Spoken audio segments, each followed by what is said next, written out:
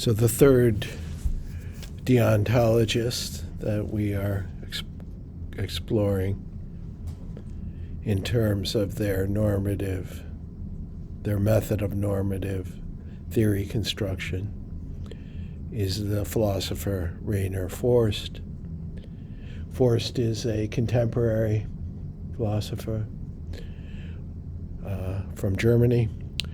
He's a professor of philosophy at the Goethe University in Frankfurt and is the heir to the Frankfurt School tradition of critical theory and normative theory. He's a fourth generation Frankfurt School theorist, the second generation being Habermas, the third Axel Honneth, and the fourth now Rainer Forst. And he developed a theory or a conception of the right to justification as a basic human right.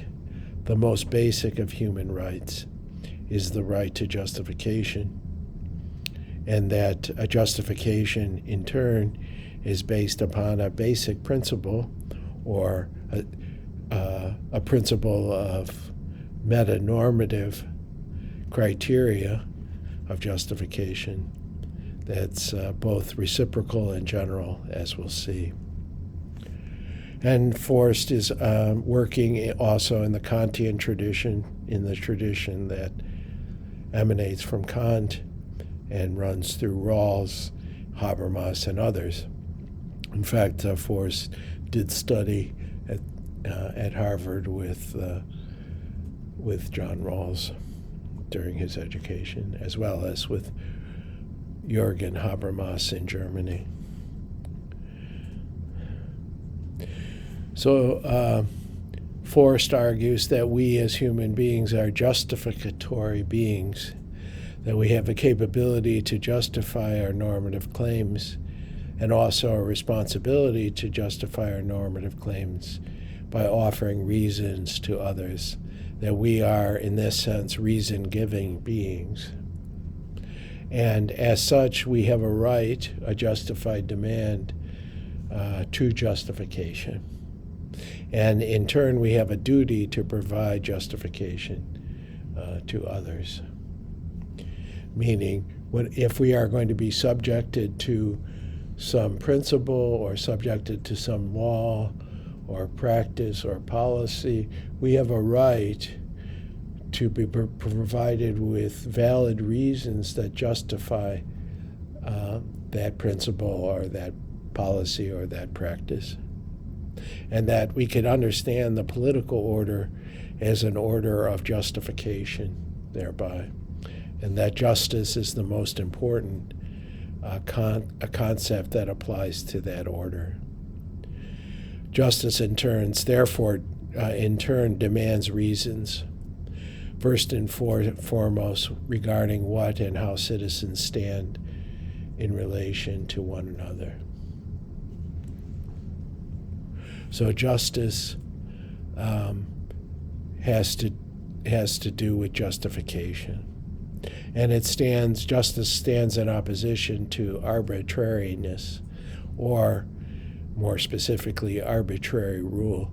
And this is a basic concept of justice, that the concept of justice demands that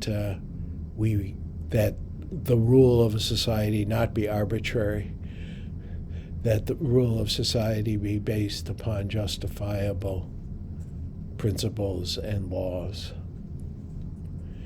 and grounded in that concept of avoiding arbitrary rule is the basic right to justification.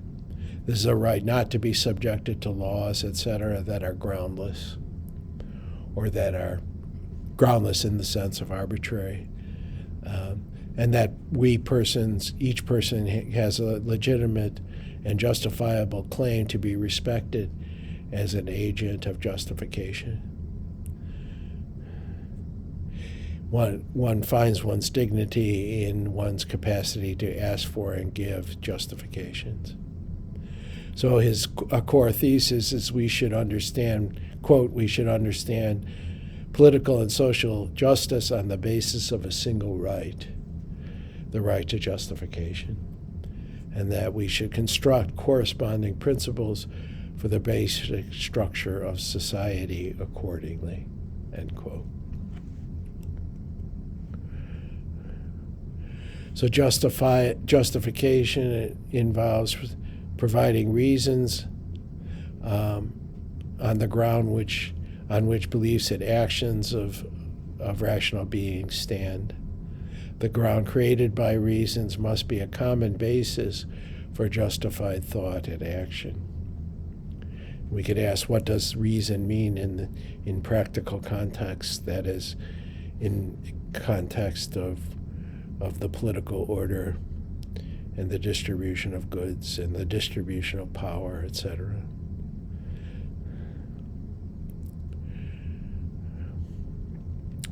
One form of justification is what Forst and others refer to as ethical justification. And this is the kind of justification that the teleologists adhere to. That kind of justification refers to inquiry into the consistency between our claims and our values that define our conception of the good life, and our collective self-understanding and identity of our social group on whatever level. And in ethical justification, we ask, does the claim realize our values? Does it realize our self-understanding of who we are and want to be? In contrast, or in distinct from ethical justification, is what Rawls and Forst and others refer to as moral justification. And this is, for Forst, following Kant and Rawls and others, that he adheres to the constructivist point of view as the acceptable restrictions on reasons that individuals may appeal to in the process of justification, similar to the categorical imperative or Rawls's elements of fairness. Constructivism appeals to meta-normative criteria as restrictions on reasons that are valid. Valid justification is thereby constructed through a procedure of deliberation and agreement that deploys normative constraints. And the validity and legitimacy of the outcome of the deliberation, including the agreement, is contingent upon the justifiability of the normative procedural constraints.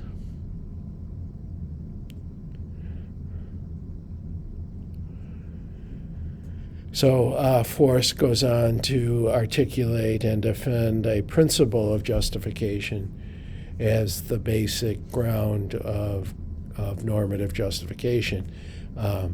This principle and its features constitute the meta-normative criteria of justification, or the criteria of reasonableness. And there are two elements or two criteria here. One is reciprocity, the other is generality. So the principle of justification for Forst is the principle of general and reciprocal justification. What he means by there are two features to reciprocity. One is the reciprocity of content, so-called. One cannot refuse the particular demands of others that one raises for oneself. That is the reciprocity of content. In other words, we can't claim for ourselves what we would deny others and be justified in that claim. To do that is to fail the test of justification. And that, secondly, no one may simply assume that others have the same values and interests as oneself, or make recourse to higher truths that are not shared. Reciprocity also, as we'll see, includes the criterion of reasonable rejectability, that others who have reason to reject your principle must invalidate that principle.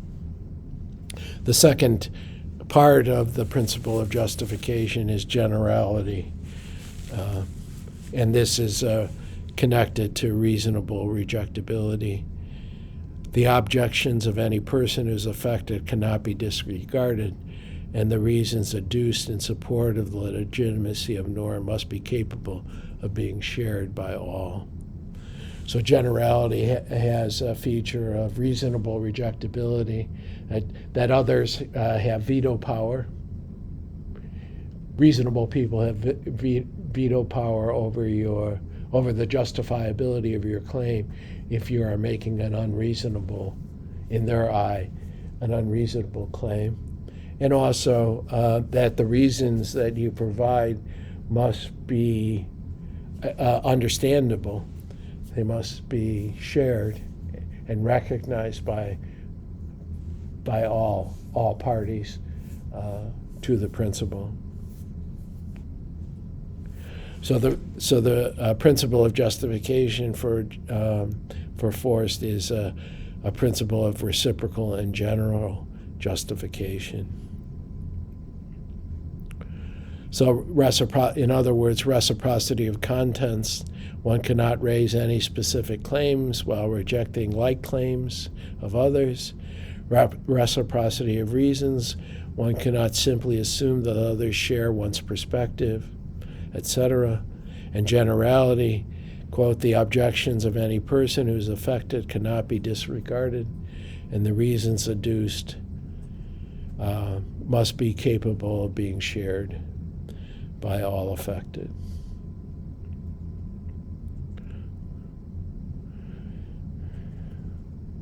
So the validity or the justifiability of normative claims, including principles, are tested by reciprocal and general reasons.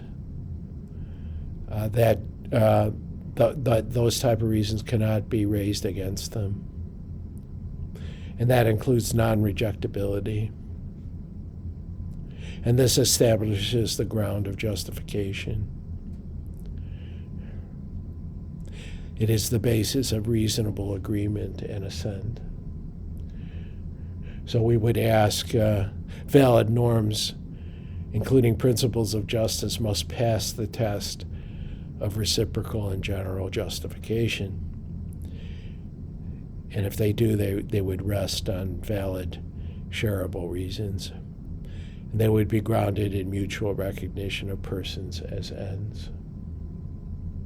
So that's Forst's main meta-normative criteria and main methodology is to apply reciprocity and generality as to justify one's claims.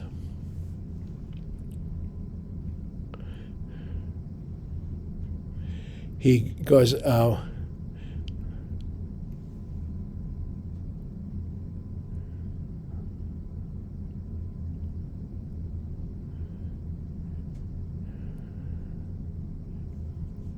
he argues that there cannot be an ethical grounding of morality, and this is his argument against teleology. So the quote, the central point is only that the foundation of morality is not the concern for one's own good life or even concern for realizing a vision of the good, but rather a concern for others within the space of what is reciprocally and generally owed. So he's maintaining in the deontological sense that normative justification rests on deontological reasons and do not appeal to any reference to a conception of the good.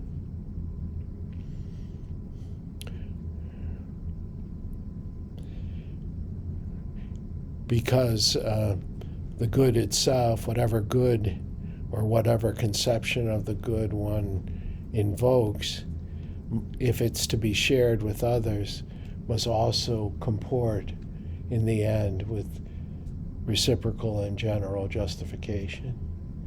So if we make the claim that we have a shared value, shared ethical value, and that our principles and policies should be consistent with those ethical values, we have to also ask a prior question whether those ethical values are in fact justifiable.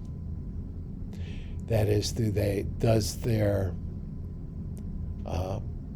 affirmation, could they be rejected on reciprocal and general grounds?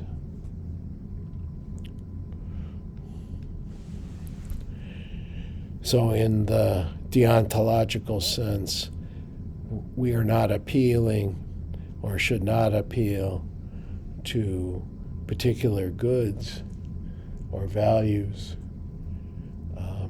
as meta-normative criteria, but we have to seek deontological criteria for the justification of our principles and choices. And this constitutes the moral point of view and provides an insight into our duty to others, which is based in the call of the other. That reciprocal and general justification rests upon respect for persons as ends. So Forst is arguing that respect for persons as ends requires that we offer others general and reciprocal justification or reasons for our claims. That respect demands this kind of reason giving and this kind of justification.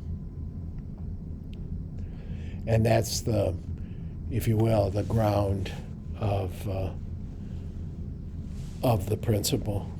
That it is the principle of reciprocal and general justification is an instantiation of respect for persons,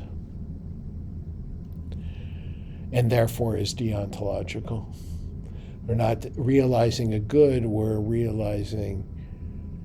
living up to the normative demand of respect for persons by offering others, by claiming our right to justification and offering others justification. And that constitutes an important moral point of view. So we have a right to receive justification, general and reciprocal justification, and we also have a duty to provide such justification to others. And that citizens, members, persons who are members of a community share a space of justifying reasons, the realm of ends, if you will, and show respect for each other by giving each other, offering each other justification. And this is a form, respecting others in this way is a form of recognizing them as moral persons with the right to justification. and it demonstrates what it means to respect someone morally.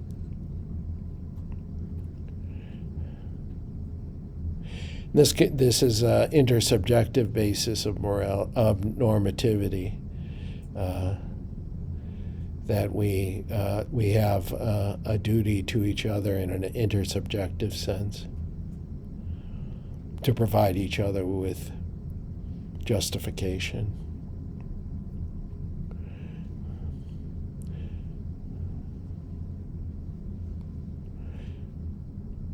And he conceives it as a call of the other person that demands that we provide them valid reasons for the principles and policies that might affect their lives.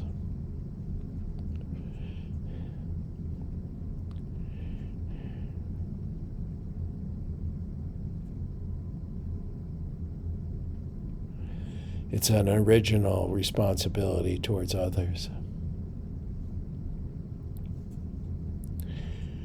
So we have, in the analogical sequence in Forst's methodology, we begin with persons as ends, and here he's invoking Kant's second formulation of the categorical imperative. And to respect persons as ends requires the principle of justification, that we justify to them or provide them with reciprocal and general reasons of justification, that each person has a right and duty of justification, and then we can construct thereby a structure, a basic social structure of justification, which would be a basic form of justice, and then a full conception of justice would be a just basic structure of society, that the basic institutions of society would be reciprocally and generally justifiable, and then more specific policies and laws would follow. So the principle of justification is a reflection of persons as ends, and the test of justification is both reciprocity and generality, as Forst defines it. So that constitutes Rainer Forst's approach to normative justification.